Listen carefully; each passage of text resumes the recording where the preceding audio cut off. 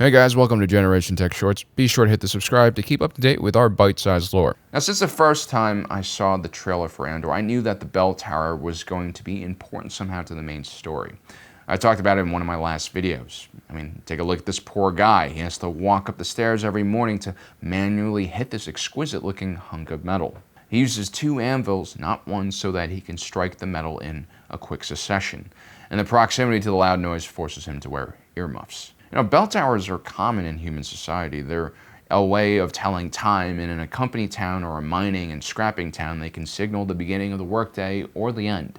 But these things can be modernized relatively easily. I mean, you can make an electronic speaker that just belts out the sound. You can make some kind of mechanical device to strike that metal.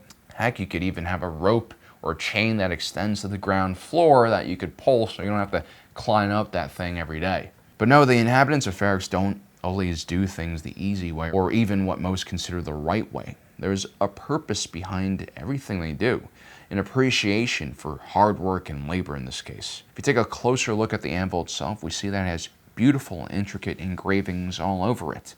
Yet at the same time, this hunk of metal is struck by heavy hammers every day but has no marks or dents in it, which tells me that this most likely is made out of some very high quality metal. Maybe it's Durasteel or something that comes off of a starship or some larger structure. So how do they make engravings in this tough metal? Well, remember, a good portion of the people of Ferrix work in salvage, and so they would have the tools to cut apart extremely tough and heat-resistant metals that are used for the hulls of a starship. Salvaging is not an easy job. It's relatively hard and it doesn't pay very well. It's not very glamorous, but it tells us that the workers in this town, they can see past material things. They're essentially looking at other people's trash and finding value in it, and better yet, they're turning it into art. And we can see this art all over the town. When the Preox Morlana Tactical Security Forces come for Andor, we see that every household has a hanging ornament made out of scrap.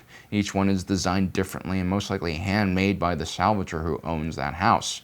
Once again, we see the appreciation of art in the city of gruff, blue-collar individuals.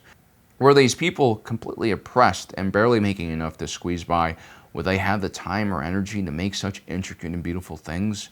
And more importantly, look at how the community gets together and starts a chain of signals to warn the city that the Blues are coming and fighting might erupt soon.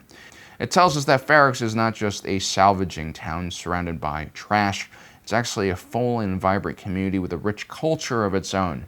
These aren't just day laborers. Look at the wall of gloves for the workers and how each one represents a different person with a different style. These are individuals. These are artisans and professionals who can find beauty in their job, which means they'll have something worth fighting for when the corpos and their imperial overlords come and try to take it away. Also, guys, don't forget to subscribe so you don't miss out on the rest of our bite-sized lore.